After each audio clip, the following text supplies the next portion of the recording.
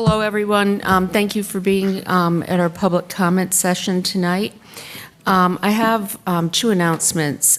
First, announcing that there will be a public swearing-in ceremony for our new city attorney on Tuesday, September 26th at 5:30 in the council chamber. It's required that we make public announcement on that, and we will also be sending out material. The second announcement relates to the paratransit. Paratransit office is open tonight on the first floor. We have people outside here who can help you get down there.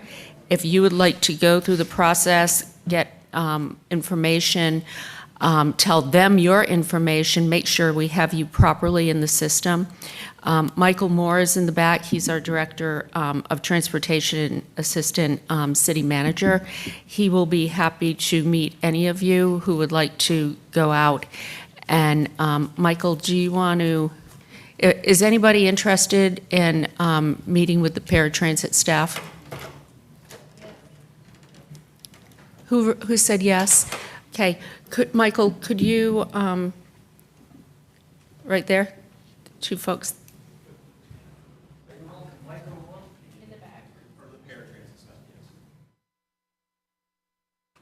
Thank you.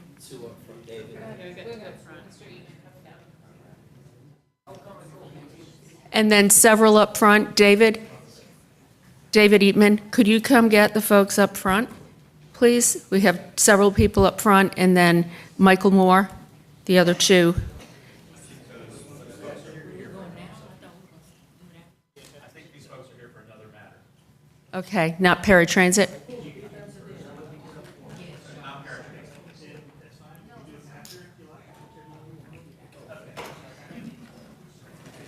So they doing after, David?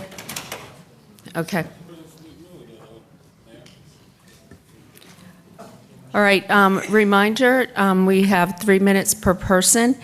We're going to be posting the names up here so people can see where you are, and some of you can see where you are, and then I'm going to be calling out names. I'm going to call out 5 names at a time, so you can kind of prepare for when your turn is to speak. Let's see, we are starting with Octavia Rainey.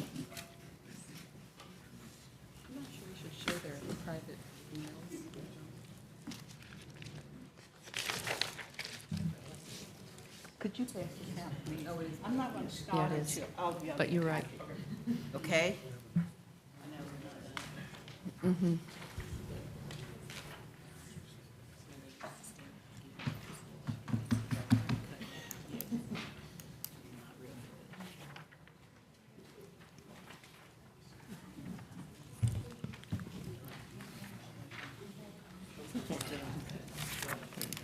Thank you.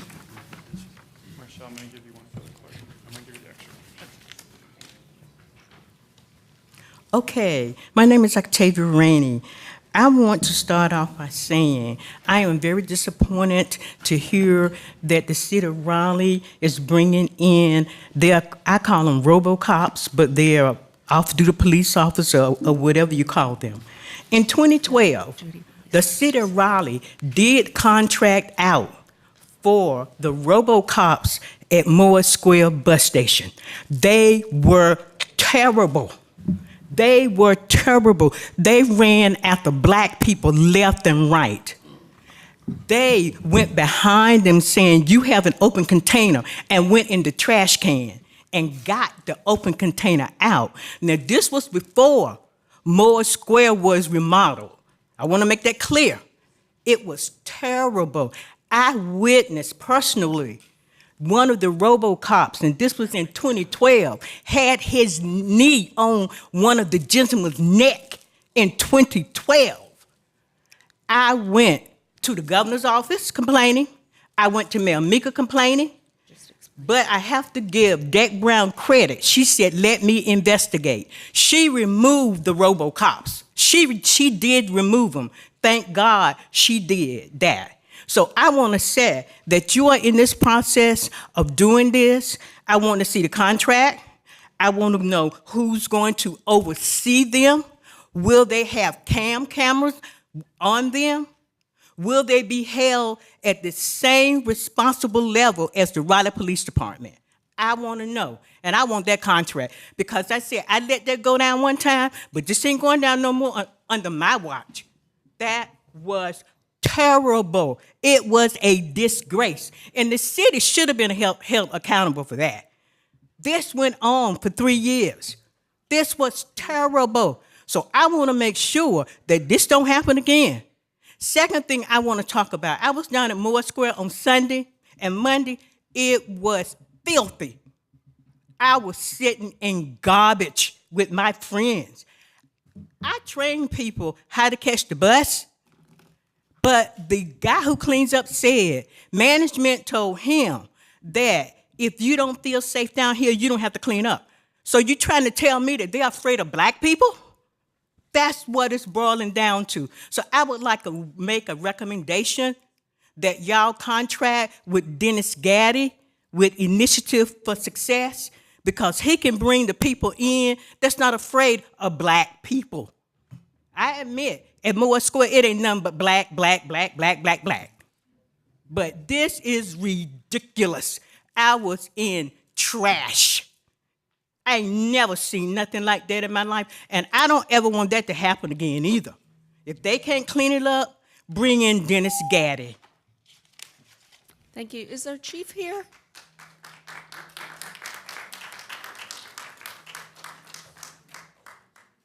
Oh, Chief, could you come up and address some of this, please, if you wouldn't mind?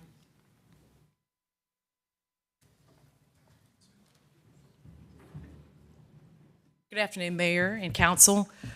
Just to address some of the issues concerning the added officers or added security that we're looking to do. So we're taking a full all-hands-on-deck approach in terms of the safety of our city. And so currently we have security guards who are working for security companies across the city. And so we are not looking to replace security guards for our officers, but we're looking instead just to supplement with what we already have within the city. So we're just looking at options at this point, but certainly our officers are out. In fact, they're out tonight working in our downtown area to make sure that it is a safe community for everyone. We will continue to do that, just as we've done in Glenwood South, just as we've done in New Bern and other parts of the city where we have seen a need for an increase of officers. So we are willing to look at all avenues and work with whoever we have to work to, and to make sure that the services that we provide at RPD is sufficient and that they're the best customer service that we can provide, but also to whatever other partner we work with, any security companies, any other company, police, whatever the case may be. We're going to make sure that we're following all our proper protocols and we're following the law. I will say too that we partner with so many different groups. We partner with Highway Patrol, we partner with state police, we partner with Capitol Police. We do whatever we need to do to make sure that we have everything covered so that our city is safe. Excuse me. Yeah, so I'm not prepared to address that at this point. I think we just have to wait until we determine exactly what the security is going to look like. Okay, thank you, Chief. DeMonte Crawford.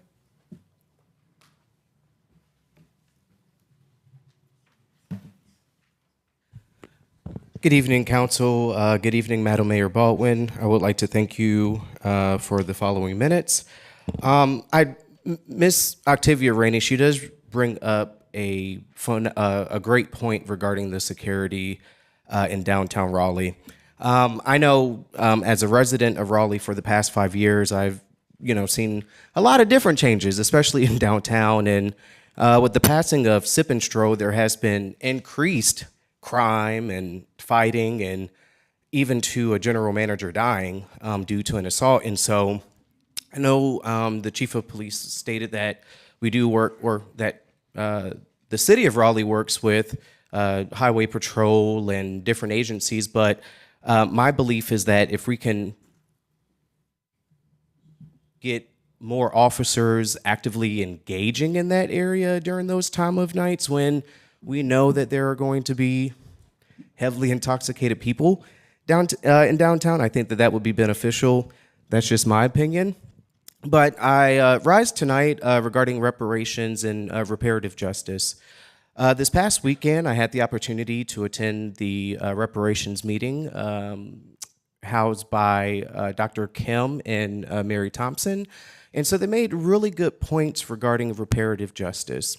The theme that I heard most is that it's not just about direct cash payments, as the federal government has stated. It's about providing equity to the 28, maybe 30% of Black residents that are in the city, providing land back to your Black residents, especially in District C, Mayor Pro Tem, as well as the renters in the city who make a large portion of the city.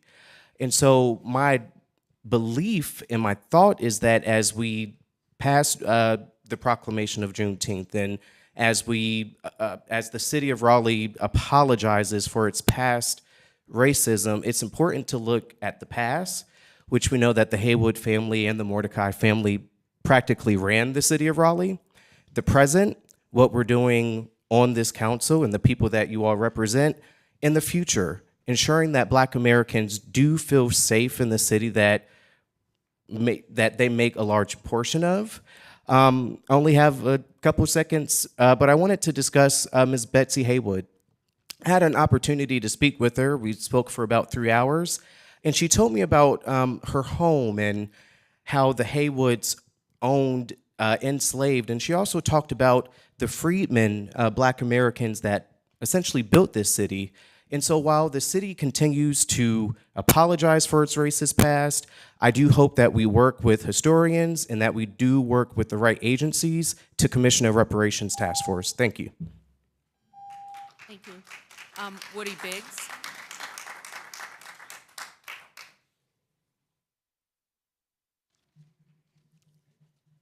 I like to give credit when credit is due. RPD for the last month has increased its Glenwood South presence with more officers and cars with lights flashing. Okay, is that better? Yes, thank you. It can only help, and it's a start. So I'd like to thank the patrolling officers, Chief Patterson, Captain Bowen, Lieutenant Manukas, and anyone else behind this. However, the second weekend of the enhanced presence, we had a nice young man named David Millette fatally assaulted at the corner of Glenwood and Johnson. Just this past summer, we have had 5 shootings in Glenwood South and 2 on Peace Street, just outside of Glenwood South. So unfortunately, I think we will see more deaths in Glenwood South. For years now, Glenwood South has been known as the place to come party hard and create havoc. I understand we now have a big problem with teenagers coming from other towns, and they can't get into the bars, so they hang out on the streets, causing problems. I now want to read a letter to the editor, to the NNO from a Mark Molinaro. I have been going to downtown Raleigh for 40 years. Recently, in a 20-minute walk with family at 5 p.m. from the convention center to a downtown restaurant and back, we saw drug dealing at Hargett and Wilmington Streets, and a woman randomly punched and knocked down by a homeless man. The next week, there was a stabbing in Moore Square. Downtown is the least safe it has ever been.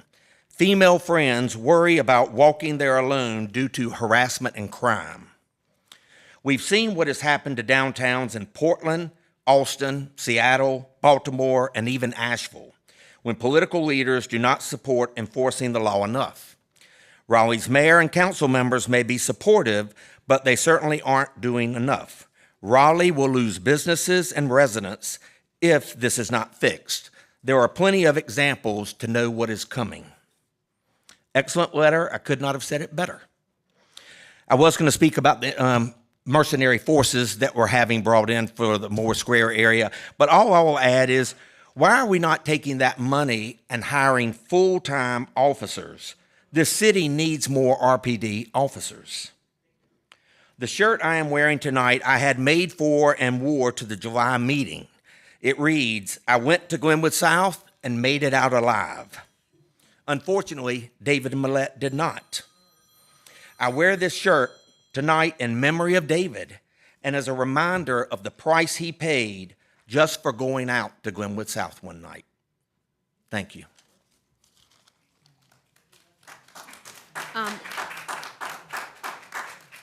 Woody, we are having, Councilmember Harrison requested that we discuss just what's happening downtown on Glenwood South at a Safe, Vibrant, and Healthy Committee meeting, which will be coming up at the end of the month. And you'll hear what we are doing to address these issues. Thank you. Kelvin Dumas. Madam Mayor, he did withdrew just a few minutes before the meeting. Okay. Kay Manigas.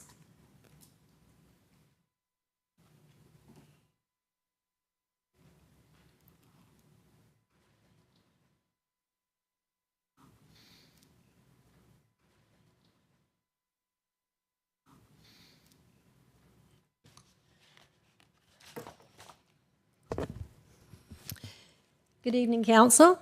My name is Kay Meningas. I'm here today to speak about the Mine Creek project.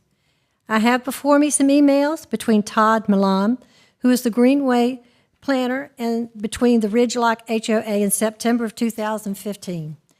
Each one of you should have a copy in front of you. I also know that the media is here, so if any one of them wants a copy, you can see me afterwards. I have read these to you once before, but you didn't have a copy at that time, so I'm not going to read them to you again.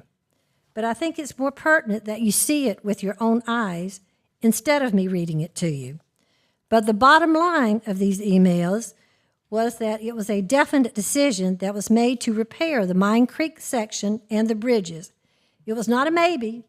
It was not a, well, we'll think about it, but it was a definite yes.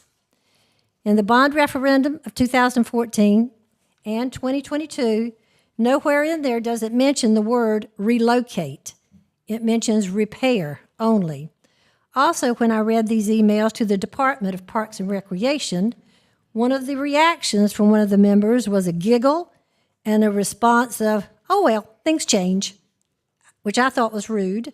But I took these emails as being equivalent to a contract which was broken and was not honored. And I hope that it's not going to be your policy to do the same thing. So I'm asking the City Council here to please vote no to the acquisition of our property and rerouting the Greenway to our backyard and upholding the promise that was made to us in 2015. I have stood on the Greenway next to the bridges for countless hours. It's been my job every weekend to stand out there and talk to the users of the trail, giving out information, asking for opinions, and support by signing my petition. About 99% of all the people that I've talked with are opposed to the trail being moved. But you wouldn't have to take my word for this. You could do your own survey. But the public does not want this. And I'm going to repeat that. The public does not want this. I have 703 signatures now for my petition, which I'm going to turn in to you now. And there was also a few comments for the online petition, and I'm not going to read them to you, but I hope that you will read them. But they all have one thing in common. That is that the section, that part of the Greenway is the loveliest part of the trail. One guy even said that he met his wife on that bridge, so it's sentimental. So I'm asking you guys to please do the right thing, save these beautiful historical bridges that have been neglected and unattended to for decades. I thank you very much for your time, and now I'm going to give you these petition. Thank you. Next, we have Diane Olson. Is Diane here? We need a microphone. Could you raise your hand? Okay. Thank you.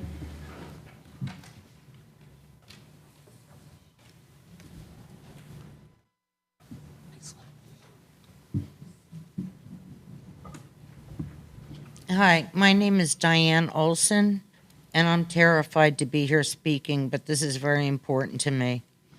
I'm here to voice my anger about what has happened to art, or should I say Go Raleigh.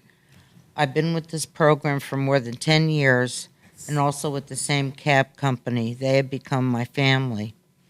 Making appointments is now a nightmare, sometimes waiting on hold for 2 hours because I was number 34. I will make an appointment to go to my pharmacy to get meds and then go home. I used to run in and out, and my favorite cab would be waiting. Now I'm told they have to schedule a 1-hour window and then go home. If they left, I would be in trouble because there is no bench to sit on and wait. I can't stand for long periods of time because of my many disabilities. My anxiety would go through the roof. All that is not taken into consideration, but my cab knows me. I also feel the frustrations of the drivers, my friends, trying to figure out this new scheduling system. Also, the phone calls telling me the cab will be there in so many minutes. I laugh because I'm usually halfway to my destination.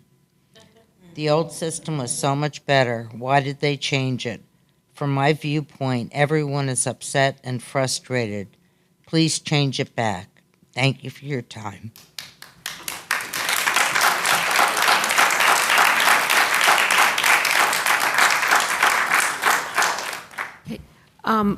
Diane, would you like to speak to somebody from our transit group? Right now? Or at the end? They're here to assist you.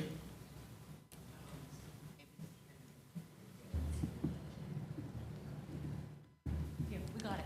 Okay, thank you. Nicole Williams?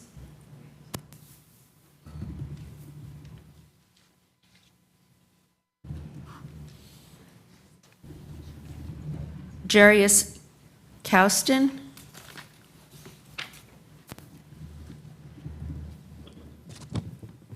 Is Jarius here? John Johnson?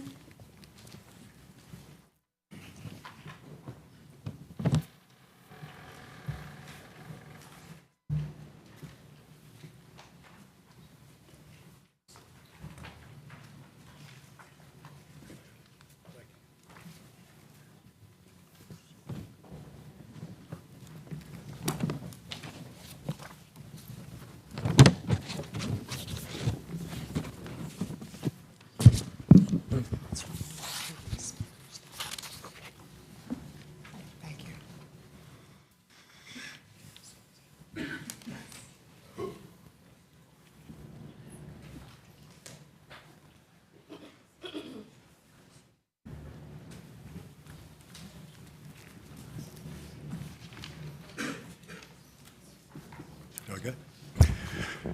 Good evening. I'm John Johnson. I'm a licensed engineer, land surveyor. I've been doing this work now for 50 years, and I do estimates for bond referendums. I do plans for that, and I have never seen a bond referendum that was worded in one way very distinctly in the latest one in 2022. And then we're hearing that we're not going to honor what was in the bond referendum. Now, to me, that's a bait and switch, but the map in front of you shows where we are. The site is there on the Greenway. You have two sewers coming down on each side of Shelley Lake, one on each side of Lead Mine Creek. We have a short section of Greenway there, and on the second page, I've taken the overlay of the sewer and put on there, I just went out for a brief walk to look at some of the situation along that area. Number one, over on the main sewer line behind Forest Lawn Court, there's a huge hole in the ground.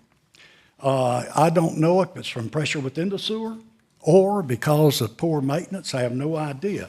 But as a Public Works and Utility Director in the past, I would have had that fixed. Number two, I know there's a lot of runoff that's been complained about leaving the Greenway, washing the ditch. Well, if you go up just north of Forest Lawn, there's a pipe there, and it has not been cleaned out in at least 10 years because I didn't know it was there. My son lives in the area. I went out and looked and said, my gosh, what are they doing? Then I go down on the Greenway where we have the problem with the erosion, and I find that there is subsidence where the Greenway is sliding into the creek. And a lot of that is caused by lack of proper maintenance. Now, I don't know if that's benign error on the part of the city or that is purpose, because someone wants to move the greenway into another area and we'll destroy the trail and everything will work. I don't know. But there are ways to maintain creek sections. That creek section has vertical sides, it's washing out, and I took the liberty of going down Leadvine Creek looking at it. I used to work for land quality and erosion control, so I'm familiar with this. The whole thing is starting to wash out and concave up under the root balls, and it's easy to put some measures in, like Class B riprap, Class A riprap, in certain sections and stop the erosion of the banks, but we're seeing that. The following, after you see where I've put the drawings of where the problems are, is there are several sections of the mud hole I've shown you. The subsidence is right there where you can see on the page, it's a picture that shows the pavement actually going into the creek. On the next page, you'll see the trees lying over in the creek, which are pushing the flow up against the banks because it's not maintained. And there at the bottom, when you can see, a lap's been left. Sorry. We have problems. Thank you. Thank you. Marilyn Alphin, please.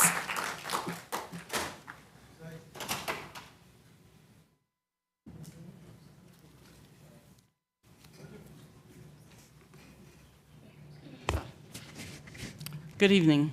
I'm Marilyn Alphin. I live on Pinetop Circle, and I'm here to talk about the Mine Creek project. I've lived in Raleigh now for almost 40 years, and this is the first time I've had an issue that's brought me downtown for numerous meetings, first with the parks and now with you guys. It's been an educational enlightenment, and it just amazes me that the tremendous task you all have, gigantic issues to resolve. So when I think of Mine Creek and our plight to prevent 300 yards of real estate to be relocated behind 14 townhomes, this seems so small. It's like we're microscopic and in your sea of issues. So my question is, do we count? Do we matter? Mayor Baldwin, Ms. Fort, Ms. Jones, Ms. Patton, you all serve on a committee to create safe, vibrant, and healthy neighborhoods. Does that include us? Do we count? Good news, we already have that in our neighborhood at Ridgelock. But the bad news is, if you take the greenway and relocate it 20 to 50 feet from our back decks, it will destroy that ideal. You have seen the drawings, an open fence with never-ending exposure, or a solid fence that turns your home into a prison.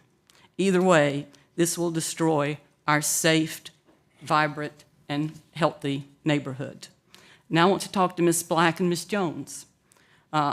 You are involved in historical resources and development of Raleigh. Our greenway is the envy of the nation, but where is its history showcased? Is the name William Flournoy familiar to you? Anybody? He was a graduate at he was an NC State graduate and presented his master's thesis to the city council in the late 60s. His idea was to create a park with a city inside of it. A few years later, his vision became to take form when Ironwood Trail was opened in 1977, nearly 50 years ago, as the first tray. That was the birth of the Raleigh Greenway. If William Flournoy is the father of the Greenway, the mother trail is Ironwood. Is this not worth saving? Raleigh has the talent to create a showpiece for this 300-yard section. Raleigh citizens have the passion to support it. But it will take leadership from the city council to make it happen. Parks Department has no interest in its history. I am leaving this podium with the hope that Ms. Black and Ms. Jones will take the lead and preserve Your this time is up. Thank you. greenway. Tony Strickland.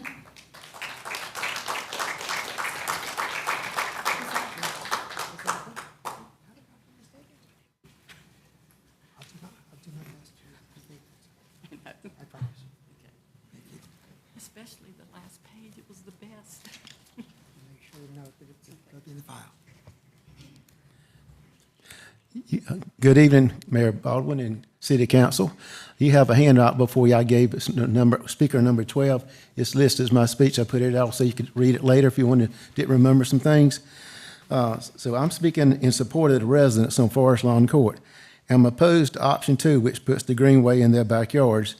During the July 5th, 2023 afternoon session to City Council, Lisa Shipwire presented her PowerPoint showing the distances from the townhomes to the proposed fence to range from 38 feet to 69 feet. These distances are incorrect and misleading. The distances are from the house wall. They disregarded the deck on the back of the downhome as if they did not exist as part of the townhome. The correct measurements from the closest point of the deck to the proposed fence line is as followed on the following homes. For 5732, it's 21.5 feet.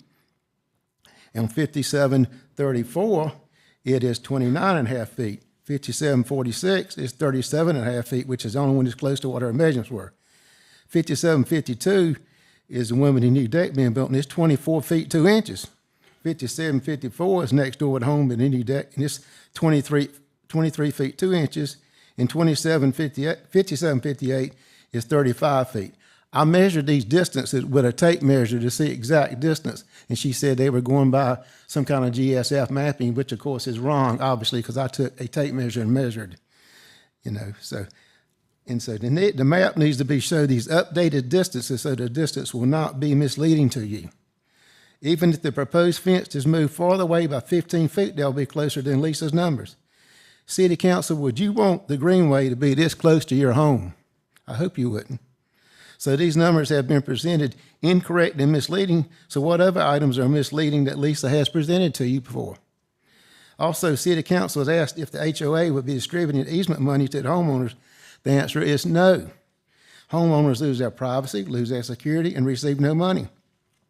One City Council member on July 5th, 2023 meeting said what would be the easement payment amount, and Lisa indicated an old assessment, $100,000, but a new one would need to be done. The city council member asked what if it'd be another $100,000. Lisa said possibly.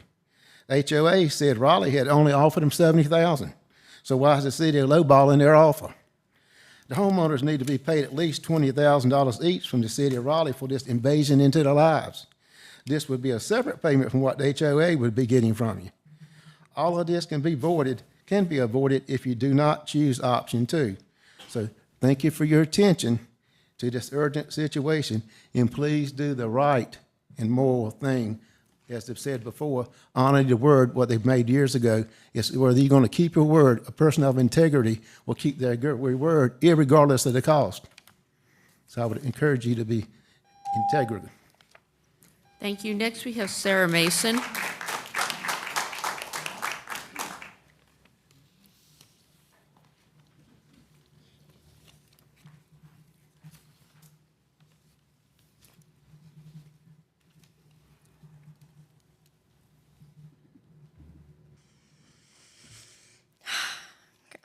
Good evening. I am a resident of Ridgelock Community here to address Mine Creek. Both the Greenway Advisory Board and the residents of Ridgelock Community have presented concerns of safety in regards to the area of Mine Creek. In fact, one of the deciding factors for the board were safety issues affecting cyclists and pedestrians, mainly regarding the radius of sharp turns around the bridges and on the trail. So I have presented to you a map from the city's master plan titled the Capital Area Greenway System today, which was just updated last year in May. The map shows pedestrians and bicycle-related crashes. I have circled and highlighted Shelley Lake Loop and Mine Creek, and you will notice that there haven't been any accidents on that part of the trail. So bicycle safety is not an issue here. But interestingly enough, further down the trail, as reflected on the map, there has been a report of a serious accident where 2 bridges are actually being rebuilt and repaired on Ironwood. So there are also concerns on the Ridgelock side of the safety for Forest Lawn, and there was actually a break-in for a resident on Forest Lawn Court, and that resident was not able to find the culprit, and the Raleigh City Police said that they likely used the Greenway system to escape. But that's not all. There's documented evidence of harassment, stalking, peeping Toms, and other dangerous predators that would make bringing the Greenway closer to homes like a safety concern for residents. And I am concerned that the city could be held liable should they be found negligent if a resident became grossly injured related to these dangers. Another big issue regarding the realignment is in regards to the installation of fences. Not only will the cost of the fence be quite large in order to build a fence adequate enough to provide some safety, but who will maintain the fence? Is it expected that the city is going to maintain the fence and both sides of it? We were told that the fence would be taken care of, but we were also told that the land would never be in question again, and that the bridges would be repaired. So it's sort of difficult to trust the word of that commitment. And certainly our neighborhood of really humble means and working class taxpayers cannot afford to take on the cost of an extremely large structure in a flood zone. So thank you for listening, and please reconsider this option. Thank you. Next, we have Lynn Taylor. Lynn Taylor? Not here, okay. Andrea Fennell?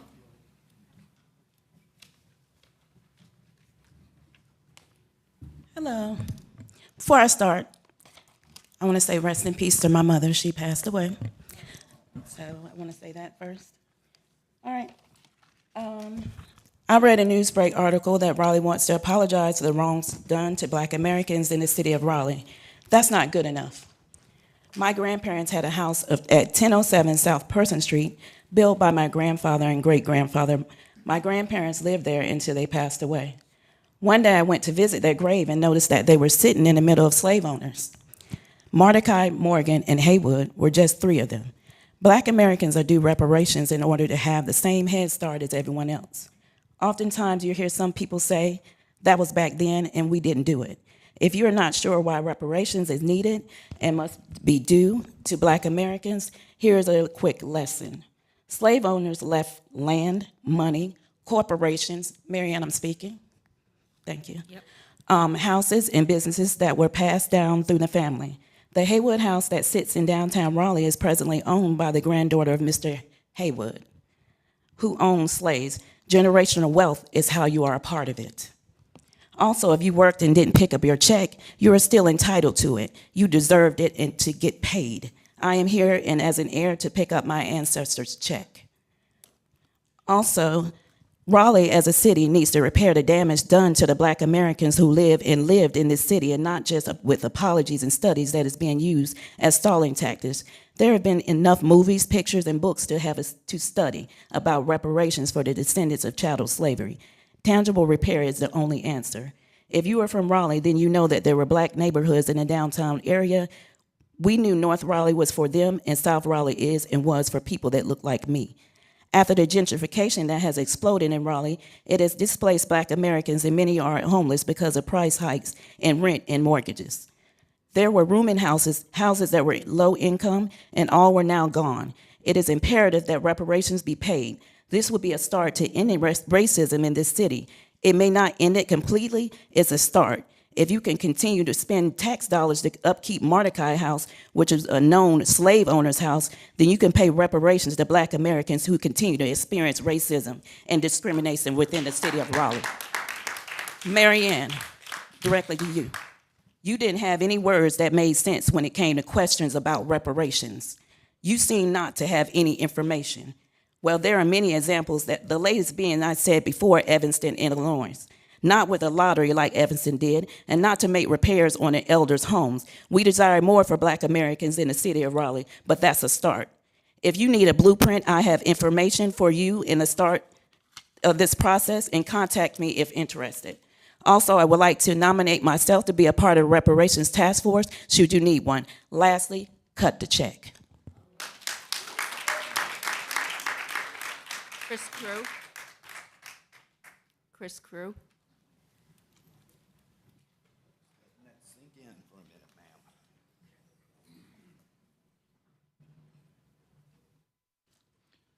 Members of the council, Madam Mayor, thank you for the opportunity to address you again.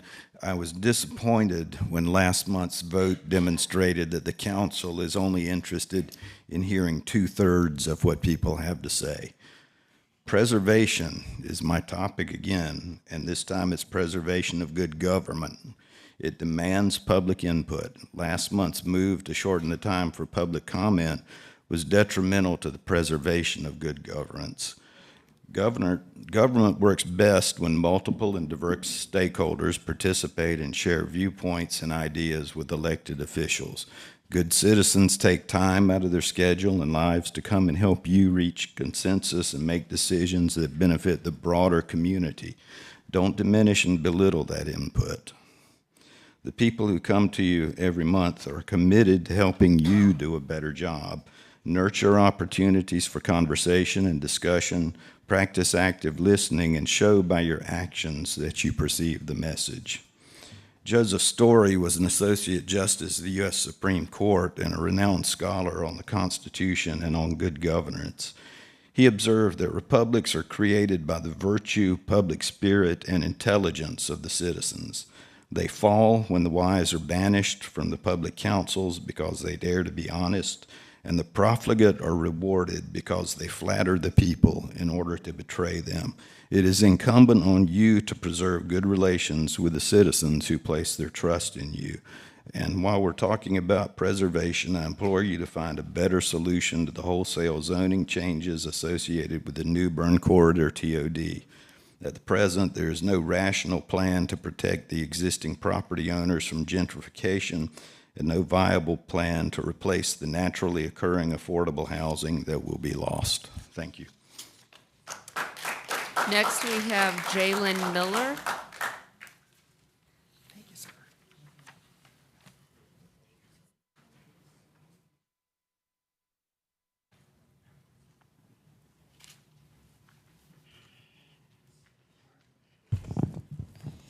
Good afternoon. My name is Jalen Miller, and I'm an attorney and a resident here in Raleigh. I'm here tonight on behalf of the Raleigh Heart Coalition to voice my support for the proposal the coalition sent to you all last week.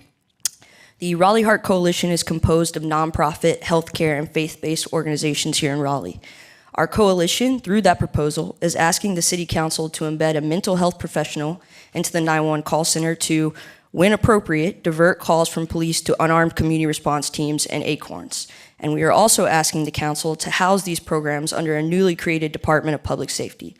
The proposal outlines several benefits that will be gained from implementing a program like this, including millions in cost savings to the city, a decrease in crime rate, and savings on police resources, which, as we've heard here tonight, is particularly important given the shortage of police officers that Raleigh now faces. Raleigh recently had to hire private security to cover certain areas of downtown because of this shortage of police officers, which, in addition to being costly, is also a very dangerous thing. So instead of spending money on a temporary solution that will not solve the problem, the coalition is offering a common sense solution that saves on officer time and that has been praised by officers themselves. The vast majority of people with mental illness here end up in two places, jail or the emergency department. And both are busting at the seams because neither was built to provide those necessary resources.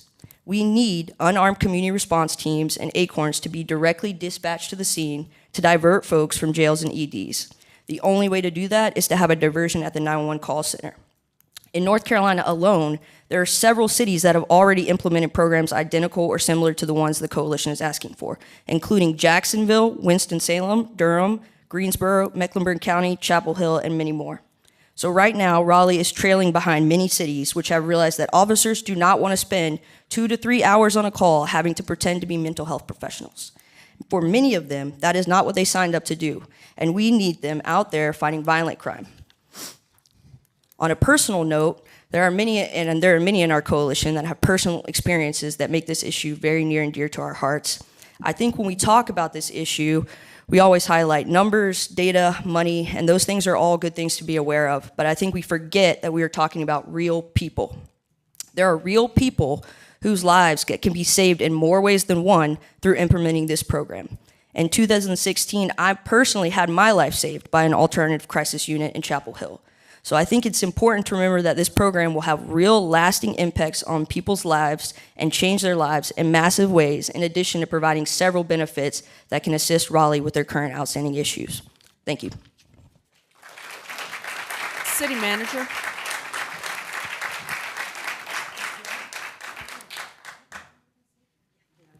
City Manager, I believe you have said that a proposal is coming to us in October? Yes, Is that correct? staff is bringing back the staff analysis and evaluation at the second meeting in October.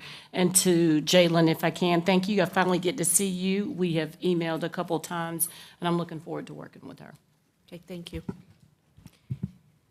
Jeffrey Manco. This is regarding paratransit. Okay, you're coming up. Yes, Mayor, Council. Some of the problems that had occurred are being fixed, but not enough of them.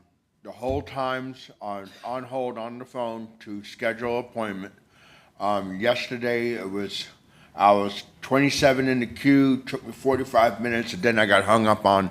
That happened 2 times in a row. The third time I was able to get through, so that's about 3 hours worth of time on the phone.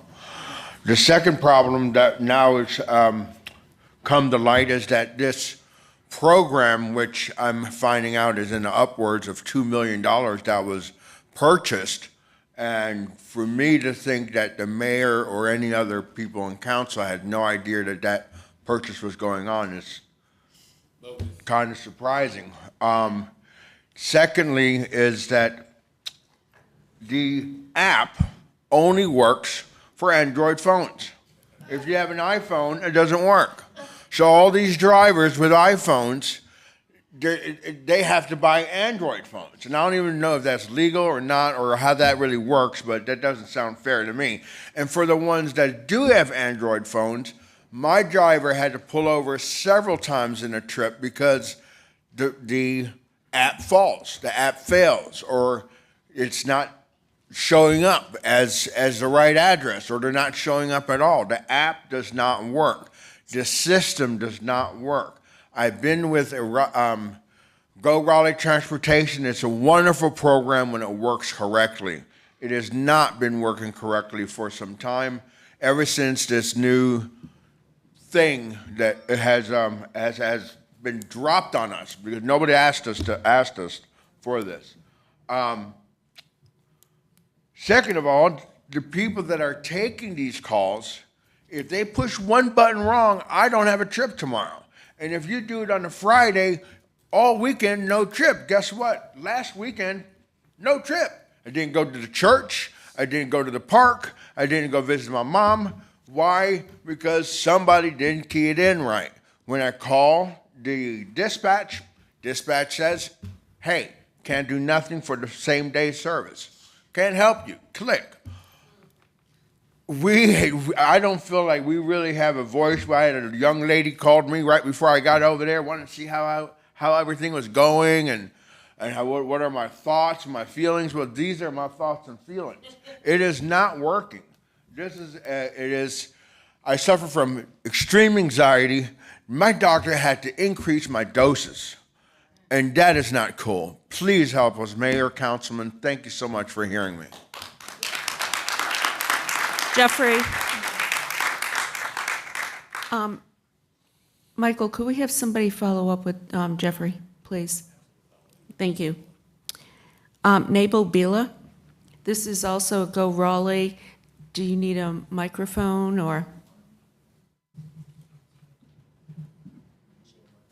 I don't know. Nabel Bila. Okay. Barry Erickson. Is Barry here? Lisa Hewitt.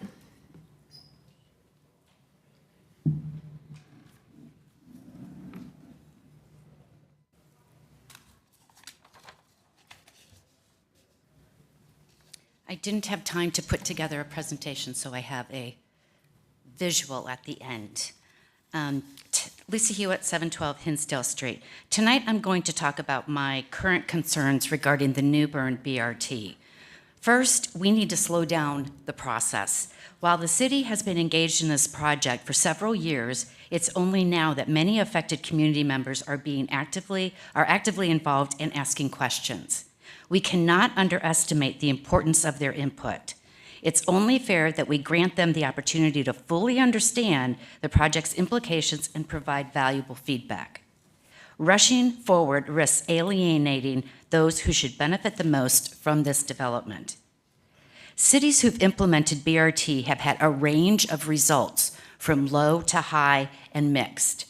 However, most agree that those that are experiencing benefit are more likely to be white and wealthier than corridor residents as a whole. Now, in recognizing this, our comprehensive plan amendment, CP 723, does include guidance to bring more equity. Policies that prioritize affordable housing, mitigate displacement due to rising housing costs, and inject more support for small businesses. However, those tools need to be in place now. They need to be planned now, ahead of any rezoning for the BRT. It is going to take time to plan those, to research those, to put them together, and then time for people to realize that there are tools available to help them. And we need to put those in place long before any BRT construction begins. They need to be a priority. If we wait for BRT development, we will not be able to get ahead of the displacement curve of our residents. Lastly, we need a comprehensive metrics plan. To assess the true nature of the New Bern BRT project, we must establish metrics that go beyond the surface. I would like to ask Council to authorize staff to pursue a metrics plan that also includes NOAA destruction, evictions and their cause, and keep a close eye to rental prices and those who leave due to cost. These items would be in addition to what is already being proposed in the comprehensive plan amendment. This corridor has a very unique demographic with a higher percentage of low wealth and non-white renters. Monitoring this data is vital to ensure equitable access, and isn't that what this is all about? We're at a crossroad. Let's slow down. Let's hear from the affected community members, implement tools and policies that prioritize affordability, rent, displacement mitigation, and establish a robust metrics plan. Thank you. Sergey Kessel.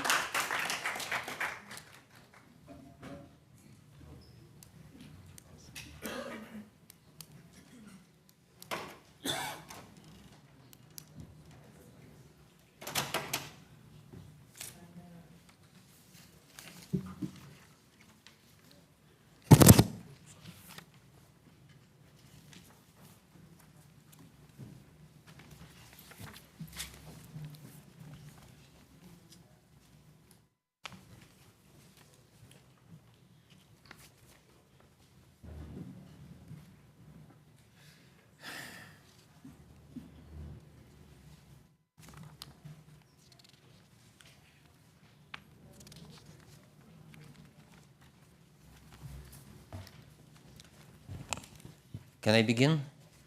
It's regarding Winchelsea Place cul-de-sac. And what it is, we have a cul-de-sac, and somehow transportation department lately put like a restriction on my street. And what it is, we used to be like a small car picking up garbage and recycling. And because I have a political sign, recycling men and garbage men refuse to drive there. They told me in my face. And somehow they complain to you or somebody else, and transportation department, instead of fixing problem, they just put restrictions. They blocking like eight houses out of 15 houses. And what it is, this is a city problem. We pay property tax, and in the property tax, including maintain the road. I call like many times, Michael Moore, because when they place a sign, they give me this number, 3-4 times a day, and he never responded. I find out he have an architectural degree. We don't need beautification, we need functionality. Also, I requested, Matthew Courier, he make a presentation here, he lied to you. He tell you, repair this road cost $300,000, which is a lie. I requested report. I just want to verify as construction professional, because I do construction more than 35 years. And also requested engineering report. I bring you right now a real engineering report, and it's actually calculation, because construction is geometry and mathematics, numbers never lie. Also, I try to call Mary Black all the time. You never pick it up phone. You just manage my district. How come you're not communicating? It's all about communication, you're blocking communication. And also, I just try to talk to Michael Moore. I just see his face, I just want to talk to him about, bottom line is communication. And, also, I just try to send solution, and nobody want to work with me. Blocking and shut me up and send police officer is not solution. If, for example, if you wear shoes like a 7, if somebody give you shoes 9, it's uncomfortable to you. It used to be, pick it up with a small car, and what it is, if somebody switch to bigger car, it means they're supposed to consider and make a road evaluation before they do something, because of city roads. And another issue is it's a construction. Patrick Young, I called him many times, and what it is, I just want to verify, because when I do my remodeling, it takes very long. Why? Because, somebody who built before me, and city inspected and make a lot of problems. I tried to invite Patrick Young, and another guy try to explain him why it takes so long. Also, I take pictures, and Paulina make a presentation here, and also I find out Patrick Young have a wrong degree, development degree, land development degree. It means if somebody have an issue, he can even solve a problem. Thank you. Next, we have Polina Voronsky.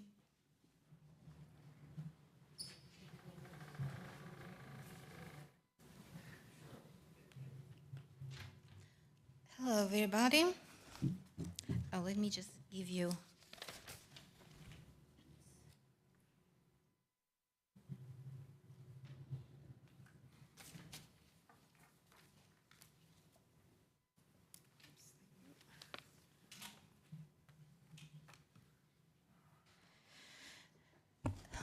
You heard me here before. I came to discuss my project that I'm working on.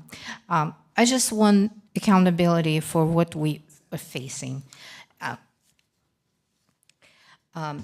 We started building, and just now, since we applied for the permits. Before that, we were fixing the house that was built in the 70s. And as we approached, we saw more and more problems. That on the pictures that I attached, you can see that there's no nails, there's missing plywood pieces, there's a lot of missing pieces when my house was built.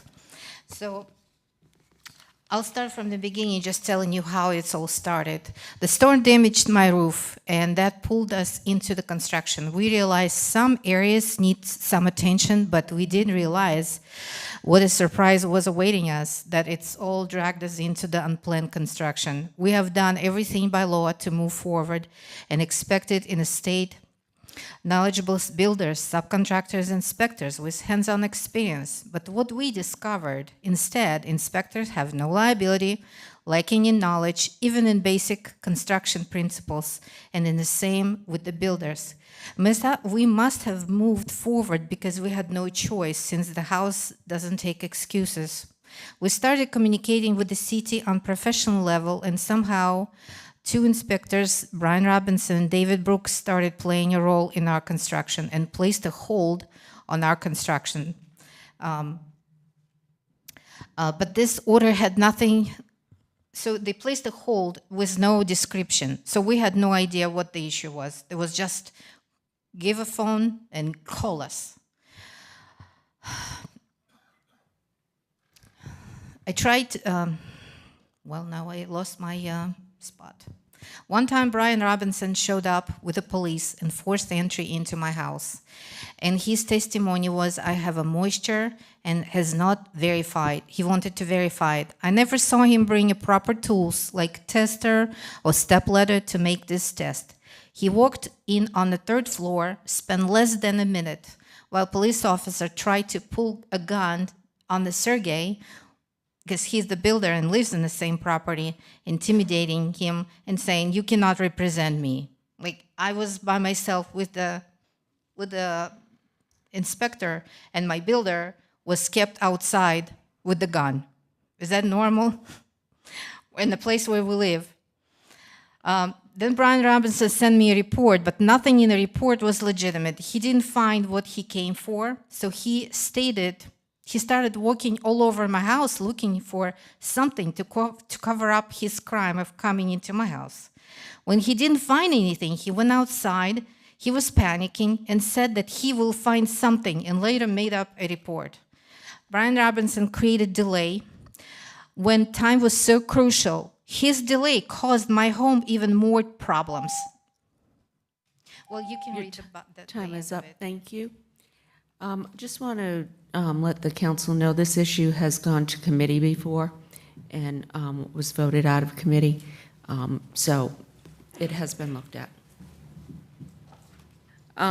Demetrius Hannon.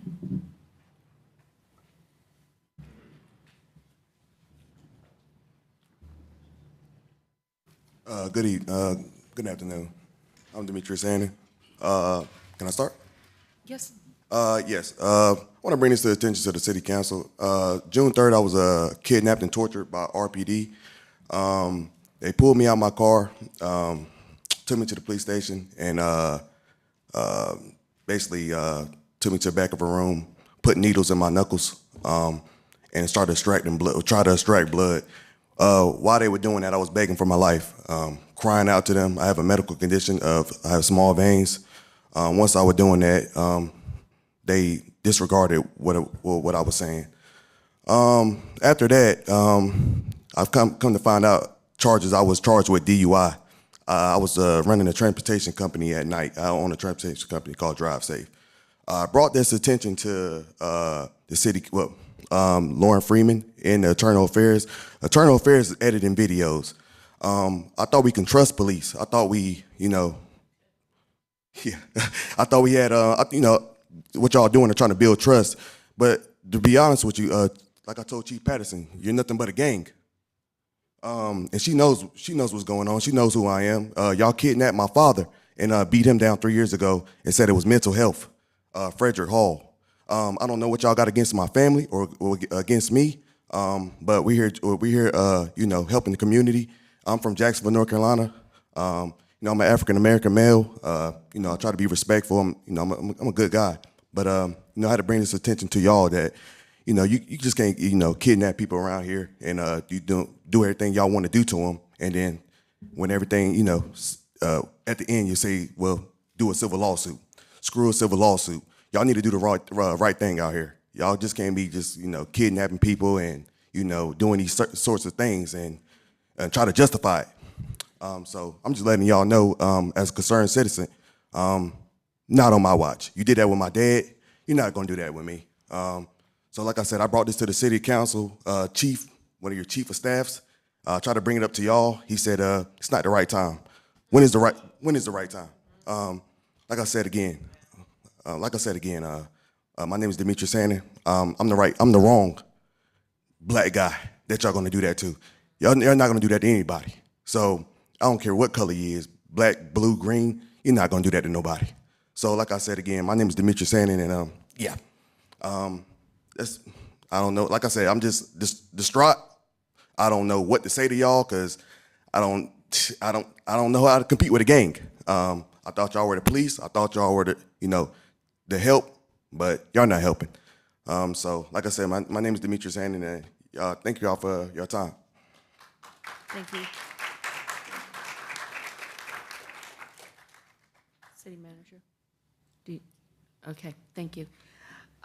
Nathaniel Dibble.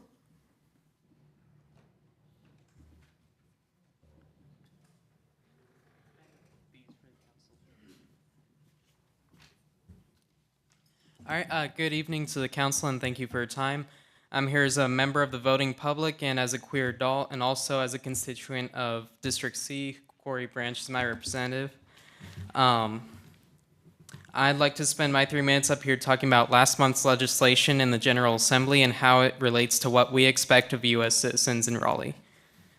Last month, the General Assembly passed veto overrides of 5 bills, 3 in particular, which I came to speak about.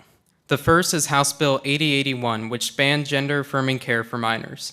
Not only does this law ban practices that are accepted by all major medical organizations, but also threatens the First Amendment rights of doctors who attempt to refer their patients to other doctors. Meanwhile, it enables the practice of surgeries performed on infants that are identified as intersex at birth. They also passed House Bill 5742, which prevents transgender athletes from participating in sports as the gender they identify as during the entirety of their 12-year education as well as on the college level. This was passed despite ample peer-reviewed evidence suggesting that really, transgender athletes don't pose a risk to cisgender athletes in physicality or in opportunity. Finally, they passed North Carolina's Don't Say Gay law, which chokes out the voices of queer adults and children alike in a public school setting. This law endangers all students, queer and otherwise, by putting their home lives at risk and destroys public schools as a safe place for students. Make no mistakes, these laws will kill kids in our community. I know largely your hands are legally tied in fighting these laws. From what I can tell, preemption stops you from actively opposing these laws, and even if it didn't, a law of this falls outside of your legal jurisdiction anyway. However, I implore you to consider what you can do. The City of Raleigh's non-discrimination ordinance states that the city will not tolerate illegal discrimination and encourages its corporate and individual community partners to oppose discrimination in all forms. All citizens of the city, individual and corporate, are hereby requested and urged to use their power and influence to the end that this city shall be one of equal opportunity for all citizens. The City of Raleigh needs to stand by their non-discrimination ordinance and uphold their promise of opposing discrimination in all forms, even if that form comes from state legislatures. What I'm asking you to do is to work on an official statement from the Raleigh City Council that condemns the passage of anti-LGBTQ and other discriminatory laws. You need to make it clear that the legislation passed is not representative of what North Carolinians want, nor is it representative of what its municipalities want.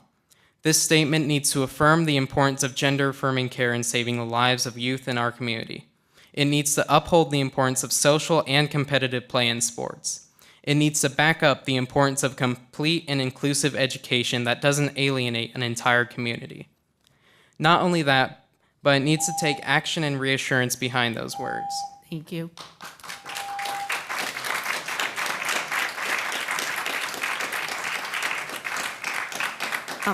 City Manager, could we look at how that process is communicated under the under our discrimination ordinance? Thank you. Tim Niles.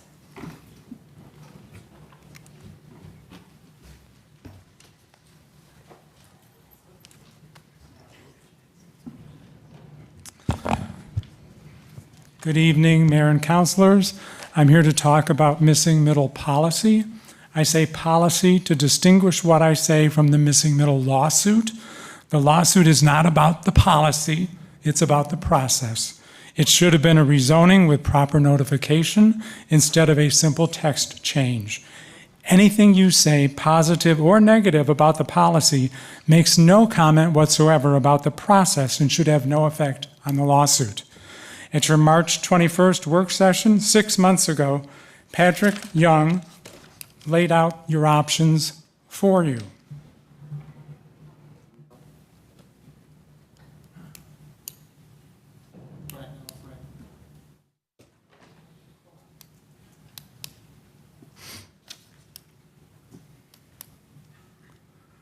Well, Patrick should be talking at this point. But what Patrick told you was you had 3 options. Like it? No. Can you back this up, please, to Patrick Young? Yep. Give me a second. Hold on. What Patrick Young was telling you was you have 3 options: to retain to repeal or to reform the missing middle policy. These are action words, but you've not taken action. You may be having conversations behind closed doors, but you are not talking to the public.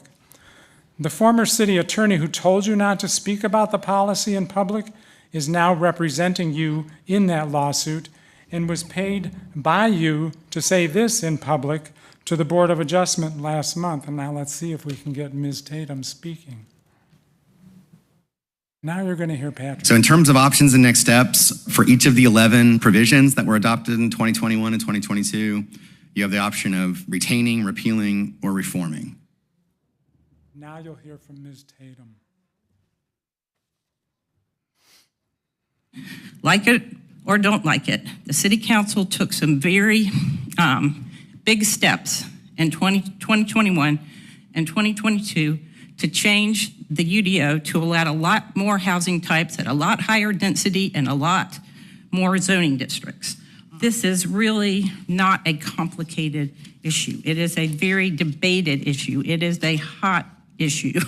It's something that elections have been decided over. If there needs to be a change to these rules, then we would respectfully suggest that that's a question for the City Council, an amendment to the ordinance. Yes, elections have been decided on this issue. 4 of you are counselors because you campaigned on missing middle reform along with engagement and transparency. Patrick Young and Robin Tatum both told you you can act. You certainly can't act without engaging the public and being transparent with your debate. If you're looking for a 5th vote, turn and look to Councilor Branch, who told the residents of Woodcrest he would do everything in his power to stop the unintended consequences of the missing middle. Waiting for a resolution to the lawsuit means waiting for years, Hey, and that's thank you. unacceptable. Do you Tim, want the? you know the You rules. wasted Thank my you. time with the video not working. Actually, we stopped I'll the finish clock. my last sentence. We I know stopped this the was clock. timed. Thank you. Do you want the Next next we election have to be run Barbara again Lacey. on missing middle? I doubt it. Next, we have Barbara Lacey. Thank you.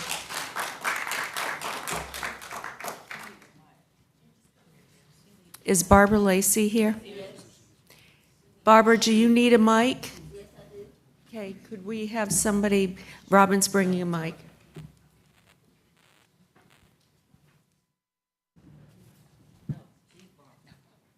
Oh, I'm so sorry.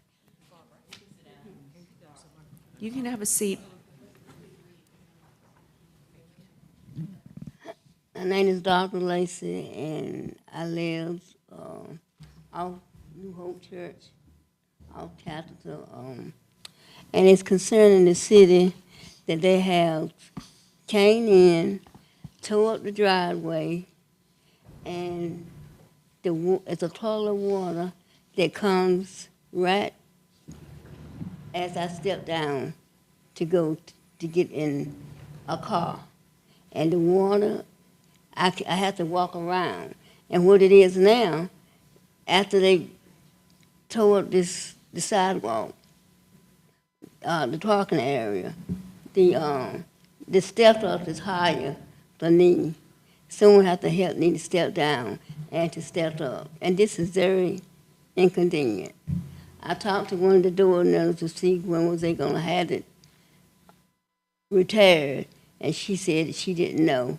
Hopefully it would be as soon as possible. I need to get this matter looked at as soon as possible. Thank you. City Manager, could we follow up with Ms. Lacey? What was your address, ma'am? 4365 Don Court. Right here. Okay.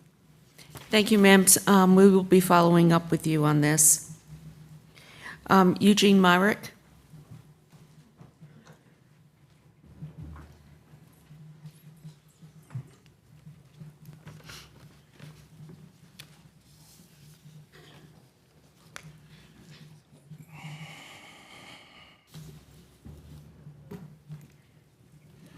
Good evening. Eugene Myrick, Southeast Raleigh resident. Resident of Biltmore Hills. We have a meeting coming up next week, Saturday. Councilmember Melton is a member at large. You're welcome. Councilmember Fort, You're welcome. It's in District C, but since y'all at large, we love to have you there. Tonight, my theme is titled Black Raleigh is Burning, and I have a video for you all. It's no coincidence that since the rezoning of Shaw University, I don't think it's a coincidence that the Lightner House is burned down. This building was an important piece of Raleigh's black history. Any updates on what caused the fire? You go on the other side of Shaw, I think it's 619 Blunt Street. That house is now burned down. Well, firefighters are investigating a fire near downtown Raleigh. Crews rushed to South Blunt Street around 10:30 this morning, where they found a duplex on fire. What I'm thinking now is that plenty of properties now in Southeast Raleigh are going to start magically burning down. We're going to start looking like the Bronx from 1970s and 80s. Look up The Bronx is Burning for those of you that might not know about it. Decade of Fire. That's the name of a new documentary that takes us back to the 1970s, when the Bronx faced a near constant barrage of fires that displaced almost 250,000 people. The Bronx was burning, but who was lighting the match? How could city government allow this to happen? Who was in charge? Why? This is one of the two houses that was set on fire just this morning. You can see the charred roof here and that deck and those windows completely destroyed. Rolling out through the trees. I had no idea where it was coming from. So that's just another form of gentrification, another way to get folks out. Just start holding properties and setting them on fire. This is another house in Durham. The date is September 4th. And I pulled this out because this is a house that was owned by someone from Leonard Medical School, Shaw University, once again. He was one of Durham's first African-American doctors. In addition to private practice, he worked at Lincoln Hospital, the North Carolina Mutual Life Insurance, and what is now North Carolina Central University, just a few blocks away from his downtown street home. So this is what happens when you start this gentrification. Things start burning down magically in black neighborhoods. When y'all start finding folks for their grass being too high, knocking down homes because somebody else ran into the house. But these are the things that happens in black neighborhoods, and I just wanted to bring it to you all's attention. Like the gentleman said, next year is going to be a great election year. You got the presidential election, you have the governor's election, and we have city council election. And I said it once and I'll say it again, black voters matter, and we will make the difference in who sits on these seats. Your time is up, thank you. Keisha Monk.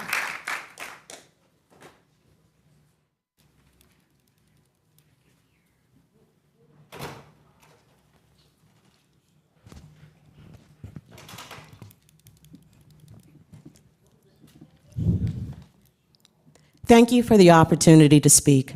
He say, she say happens when there are conflicting reports from two or more parties on an issue, prototypically involving a situation with no other witnesses. And when I think of he say, she say antics, I generally think of, some preteen schoolyard gossip. But over the last couple of months, the he say, she say game has been on full display in this very chamber, especially when it comes to the preservation and protection of our black neighborhoods and its history. And this is very, very disturbing. Very disturbing because your constituents expect you to make informed decisions based on fact, policy, or what's truly in the best interest of the people, and not because of what you heard on the street. If the rezoning case Z7222, which is the Blunt Street case, is approved, it will put the proverbial nail in the coffin on the historic Prince Hall district. It sounds like you've helped them secure a grant. Are you able to share the amount of the grant? Well, I spoke with them earlier, and they would like not to do that at this time. Okay. So this is where Council Member Patton said, and I'm paraphrasing, seems like the word on the street was that you, the applicant, helped secure a desperately needed grant for the Masons to repair their building. And so I just didn't understand why he was so hesitant. I wanted to replay that for you guys because actually, the Masons acquired almost $1 million to repair their building, but it was a grant that was initiated by the National Park Service. Almost $1 million. It was just really weird.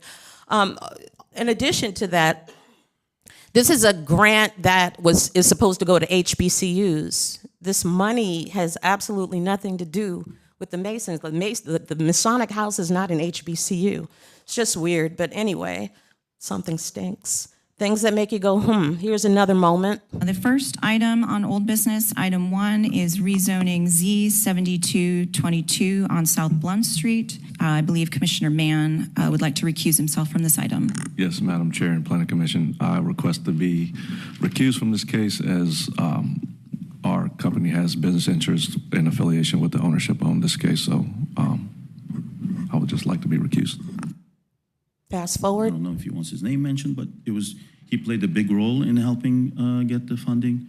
And this was CJ Mann. He was very helpful in helping, and he really is gaining nothing from the whole thing, but he's gone out of his way to make this happen. So a planning commissioner who is a developer has a relationship with the builder who recused himself from the case, and yet he's not getting anything from anything. Guys, please, if you care about the well-being of your constituents, I implore you to do research. Please. Thank you. Please, our lives are at stake. Your time is up. I'm going to go out of order, and bear with me, please. Sheila McNair is here to speak about paratransit. Could we get her? Okay, we have her microphone. Her ride is here and she needs to leave, so we're going to let her go next. Good evening, everyone. My concern is with the Go Raleigh transportation. I know a lot of people, including myself, is very frustrated, and by legitimate reasons, we should be. We thank you for all the things that you have implemented so far, but it's not happening fast enough. One thing to be sure, being disabled is not a choice always. So if we did not really need this service, I'm sure all of us would opt out of it. Because if you think about even your family members, if somebody's disabled, we were paid. We're tax-paying citizens, and still some of us are. And we have put into the system, but it seems like it's not been taken care of fast enough. It is an urgency that you all do more and do it faster.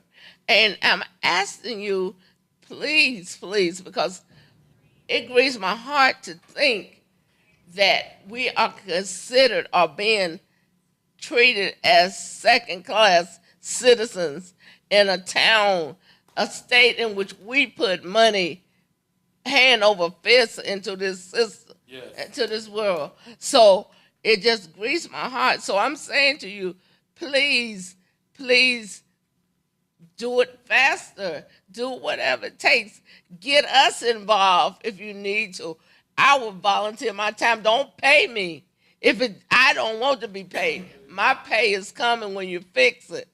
And I'm asking you to please do that for us. Thank you very much. Thank you, ma'am. Michael, could you follow up with her on the way out, please? Thank you. Melissa Flora Bixler.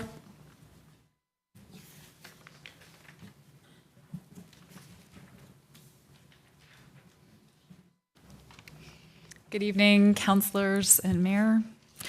My name is Melissa Flora Bixler. I'm a District C resident, a public school mom, and the pastor of Raleigh Mennonite Church downtown. I am speaking tonight in support of an unarmed crisis response unit, staff, my mental health professionals, and social workers in our community. And I wanted to tell you a story about why. In early April of this year, I pulled to a stop on my street after seeing a woman lying in the middle of the road. I got out of my car, and another passerby did as well. The woman's husband explained to me that she'd just been released from inpatient mental health care. They were returning home to their newborn when the woman demanded he stop their minivan. She was in the middle of a mental health crisis. disassociating in the middle of the street. The other man who stopped to offer aid and I spoke together. This woman was in danger. She had no weapon, but she was screaming and upset, and she was lying directly in the path of oncoming traffic. We didn't know what to do. What she needed in that moment was not a police officer trained to assess for physical threats to her life and the lives of others, but a mental health professional. The man and I talked about our very limited options. We requested a mental health ride-along or a CIT unit, but no rapid response option was available. We did know this. Introducing a gun into this tense moment would bring danger to every single person involved, including us. This wasn't a robbery or a shooting. This was a woman in distress. Eventually, we were able to coax this woman to the side of the road and into a chair, and while I was speaking to her, the police arrived. I reiterated over and over again that the woman had no weapon. She was unarmed. It was a courteous and respectful exchange. Eventually, we were able to get the woman back into her car to return her to inpatient care. Counsel, I wish all mental health interactions with police ended the same way, but they do not. I wish that mental health care access was readily available to everyone, but it is not. But we do have tools to intervene in mental health crisis in our city. Across the country, across our state, we have models of response units that provide care and support to those in crisis, while the police are allowed to do police stuff, to attend to the work that they're trained to do. And so I encourage our council to invest in this life-saving, community-transforming unit within a separate public safety department. Thanks. Thank you. Mary Thompson.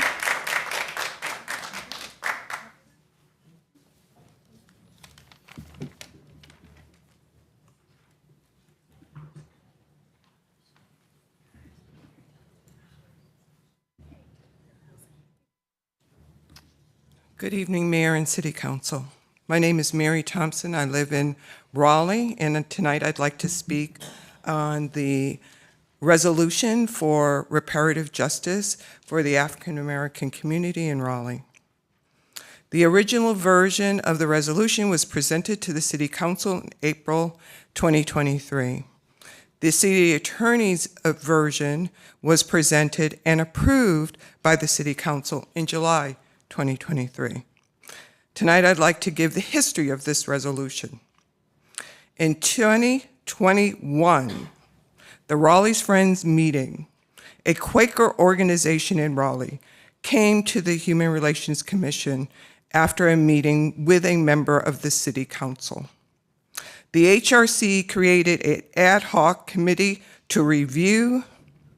The committee included 3 attorneys and other members of the HRC. We met with Durham's mayor, who at the time, who was in office when Durham was working through their creation of a racial equity task force. We looked at Asheville and some other organizations in cities across the country. The committee changed the resolution, which was then approved by the Raleigh Friends meeting, and the HRC approved in February 2022. The resolution was sent to city staff with a request to present to City Council. The City Council has voted their agreement of the resolution's first page, which lists the past and present harms afflicted in the African American community. They then apologized, which we all can agree is hollow without action. The Raleigh Reparative Justice Working Group has now taken the lead to keep this request in front of the City Council, to request and ask that the City Council establish a Reparative Justice Commission, task force, or whatever you'd like to call it. This would include residents of Raleigh's that would give it the attention it needs. to make recommendations to the City Council. We have letters and emails from 25 Raleigh organizations who are in support of establishing this commission.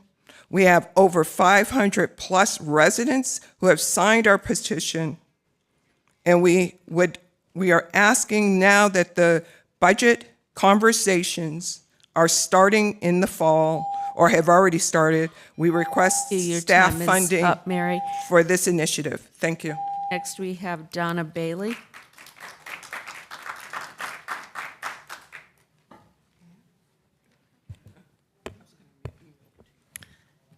I'm addressing my comments tonight to the 7 city councilors. I'm hoping Christina's watching from home. Every day I see good, affordable, multi-unit housing being torn down and replaced with McMansions or luxury apartments. This is going on all over the city and was put on steroids by the missing middle policy changes. The previous Baldwin Council was incredibly damaging in destroying NOAA, but you have the power to turn this around.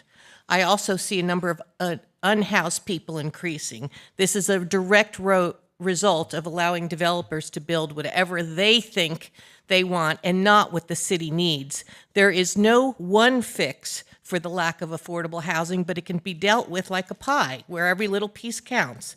One piece is to halt the fast pace of affordable housing loss. There needs to be much more affordable housing offered in new projects. Council can greatly influence that piece by demanding that new development provide real affordability. You can also put a limit on whole house rentals like Airbnbs. Homes that are purchased for strictly investment properties are taking homes off the market for the people who actually live here. In addition, the New Bern Bus Rapid Transit project is record-setting and needs much more scrutiny before moving forward. The BRT is Raleigh's biggest ever transit project at $97 million. It also is the largest ever city-initiated upzoning of private land at over 700 acres. But most importantly, the new BRT is laid out in the corridor with the highest Black population. This will destroy the Black and low-wealth communities that need this transit the most. The city's lack of commitment to dismantle the past race-biased policies and systems will be put to the ultimate test.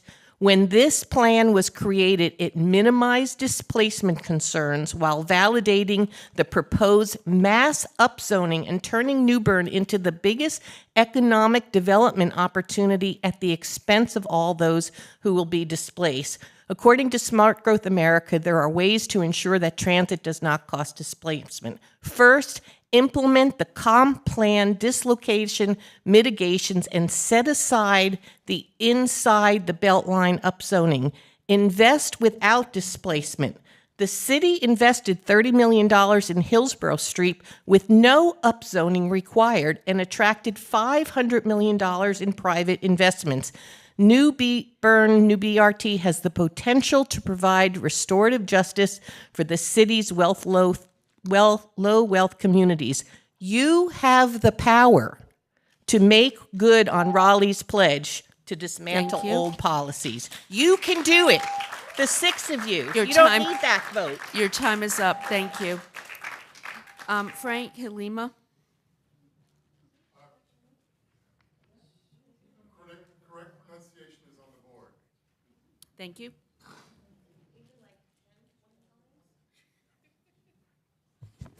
Well, I have a tool if it's not used.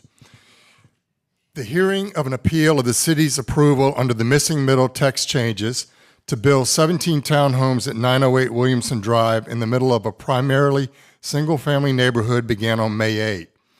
It continued through 3 additional dates, concluding on August 9.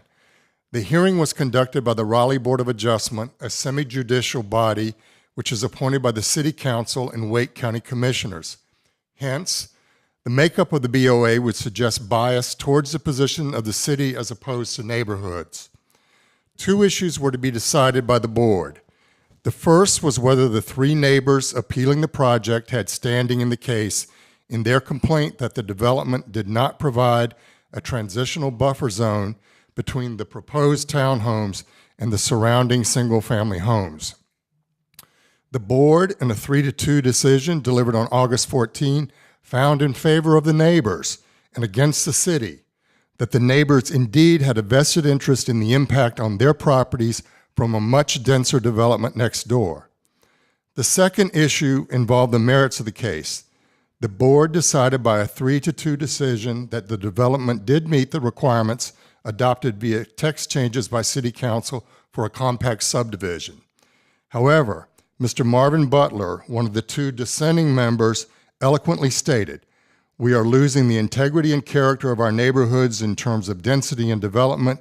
It's got to be smart growth, and to use the words of Mr. Justice, the attorney for the neighbors, use common sense and logic when we go in and encroach on neighborhoods that have been in place for hundreds of years."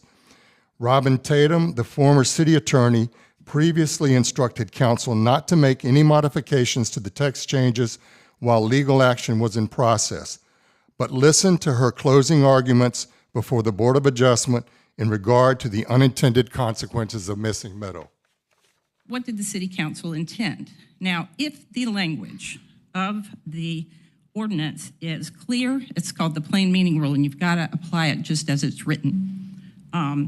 If it's not clear, there's a special rule that applies, and if it's ambiguous, which means it's subject to more than one interpretation, then you must always construe it in favor of use, which means you've got to always construe it in favor of development. Now, we gave you a supplemental.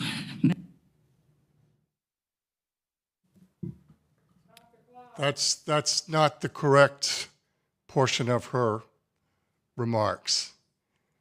30 seconds. The portion of her remarks was supposed to be essentially what Tim Niles played, where she says it's up to City Council to make the modifications. I will send that to the council by email. Hayes Barton can muster the resources to fight City Hall.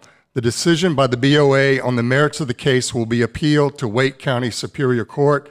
City Council should provide every neighborhood protection from the unintended consequences of missing middle through adopting the reforms which have been proposed by Livable Raleigh and the ad hoc task force, both of which have made Very sound much. Your recommendations time for is up. revision. Next, we have two folks from Go Raleigh here to speak about Go Raleigh Access. I'm going to ask if we need microphones. First is Bill Massey and then Alicia Ingram. Would you like a microphone? Yes, there is.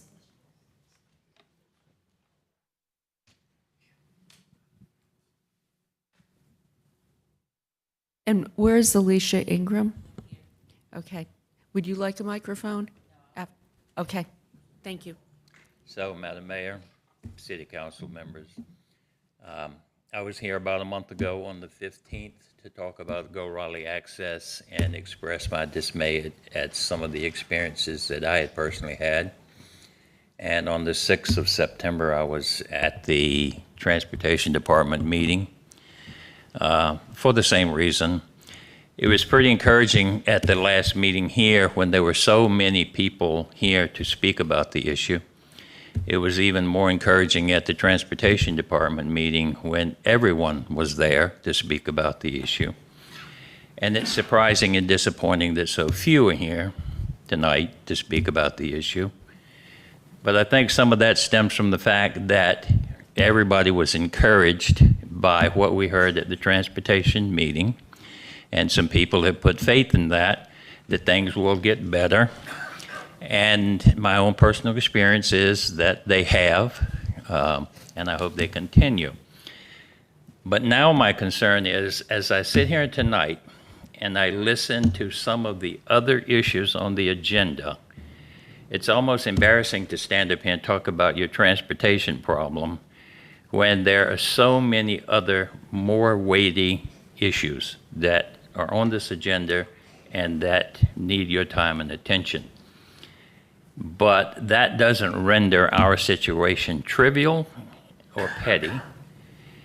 I could see where the sheer weight of some of the other things that you have to deal with could press our issue down the list of priorities, but I hope not.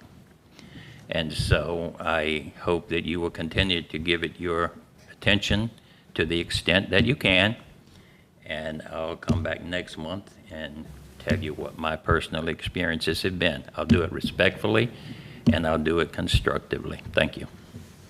Thank you. You have our assurances this remains a top priority. Okay, thank you.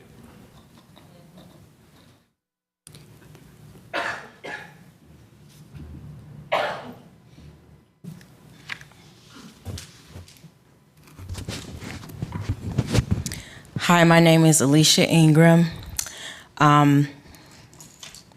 Regarding the recent problems with Go Raleigh Access Transportation, as previous speakers have noted, that some progress has been made on some of these issues.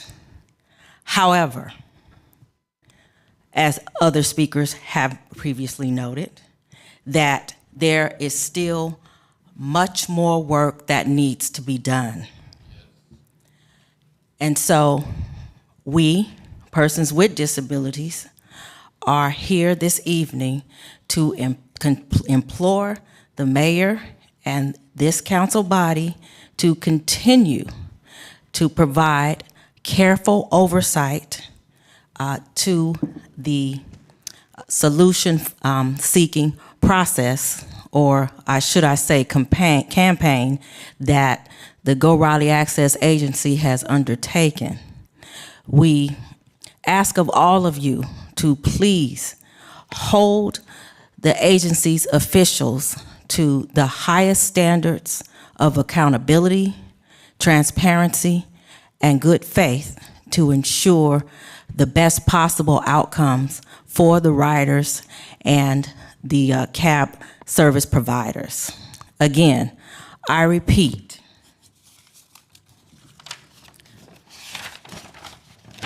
keywords: careful oversight, accountability, transparency, and good faith. Thank you for your time and attention. Thank you very much.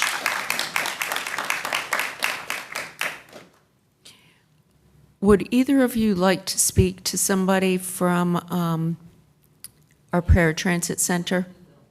Okay. Josh Bradley?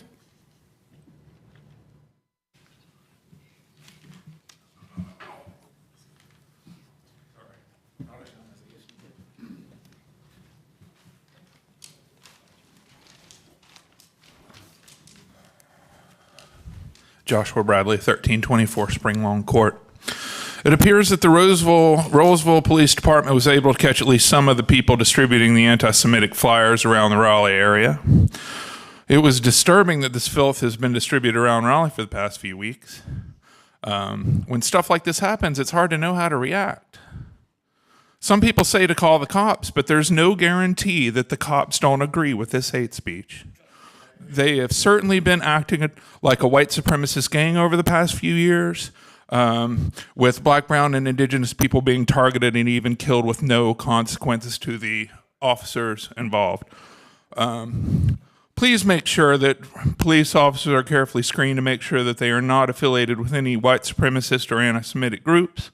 Also, if you're going to hire mercenaries to patrol downtown South or Glenwood South, please also make sure these people are likewise not affiliated with the same kind of groups. And in light of the problems that folks are having at Glenwood South, it might be a good idea to reconsider these social districts, lots of alcohol.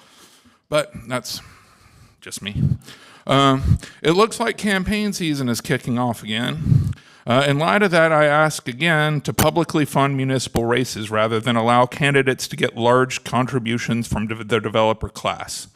Looking at the campaign reports from the last election, it should not be a surprise that the majority of council supporters supports the developers and the rich as opposed to the working people in Raleigh. With a publicly funded campaign, candidates would have to make the case for voters, which would make elections more transparent and not be a contest of who can more effectively raise more effectively lick the boots of the development industry. In regards to the possible election changes, please consider ranked choice voting. It keeps folks from having to vote for the lesser of evil. Remember, if you vote for the lesser of evil, you're still voting for evil. Also, a plurality system is bad. So a runoff election is needed if any candidates doesn't get the full vote. Ranked choice voting takes care of this, but if you don't choose ranked choice, then do a election as a runoff instead of a nonpartisan primary. And also, counselors should be considered a full-time job, and they should only have this job, and they should work full-time at this job and get paid like it's a full-time job, so there's no conflict of interests. And before I run out of time, please raise your hand if you have visited any of the Baldwin boroughs, aka encampments, since last time I asked this question. Yay! Thank you. Okay, and I will end with a quote from Lincoln from his second inaugural, labor is prior to and independent of capital. Capital is the only fruit of labor and could never have existed if labor had not first existed. Next we have Sheila Gilliam. Is Sheila Gilliam here?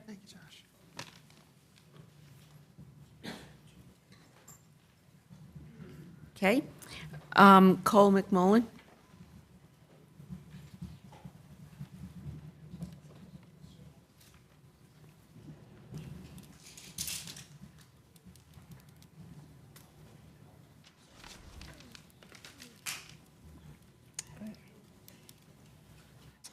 Cole McMullen. At the August council meeting, Councilor Branch mentioned that he would like there to be more focus on home buying opportunities in Raleigh and pointed out that much of the affordable housing efforts by the city are rental properties. I agree that home ownership is an increasingly important issue and needs to be more accessible to low-income individuals and families. Traditionally, home ownership has been associated with single-family housing, which runs contrary to the housing density that the city strives for to meet our climate goals. The missing middle tax change seeks to increase opportunities for ownership of dense housing, but is unable to deliver housing that is affordable to middle-class buyers in most cases, let alone low-income families. Not to mention the myriad of concerns that have been raised by the community in the past year regarding the missing middle tax change. So how can housing density, home ownership, and affordability be combined? Limited equity housing cooperatives offer a potential solution for low-income buyers to build equity at an affordable price. Limited equity housing co-ops are designed to be more affordable than market rate housing by limiting the equity or amount of money a member can make when they sell their share of the housing co-op. This helps keep the price of shares affordable to low-income residents. I would like to see the city of Raleigh aggressively pursue opportunities for limited equity housing cooperatives. When the city puts out a request for proposals when developing affordable housing on city-owned land, I think it is worthwhile to have scoring criteria that would incentivize the formation and creation of limited equity housing co-ops. Additionally, I think the city should look for more opportunities to purchase existing apartment complexes for conversion to limited equity housing cooperatives to provide more ownership opportunities to middle-class and low-income homebuyers in Raleigh. On another note, I wanted to know if City Council has or will formally vote to add ranked choice voting to their legislative agenda, requesting permission to use RCV for municipal elections. I know that at a past work session, several councilors spoke positively about RCV, but with feedback from the Board of Elections, feel that permission and more resources is needed from the state government to properly implement RCV. I think it is worthwhile for this issue to be pursued at the General Assembly for an improved election format. Finally, I'd like to voice my support for the Human Relations Commission's demand for the creation of a commission or a task force of qualified community members who would study issues of systemic racism for 180 days and make recommendations of concrete steps to remedy the impact of racism on the African American community in Raleigh. Thank you. Thank you. Larry Miller. Larry, you're up.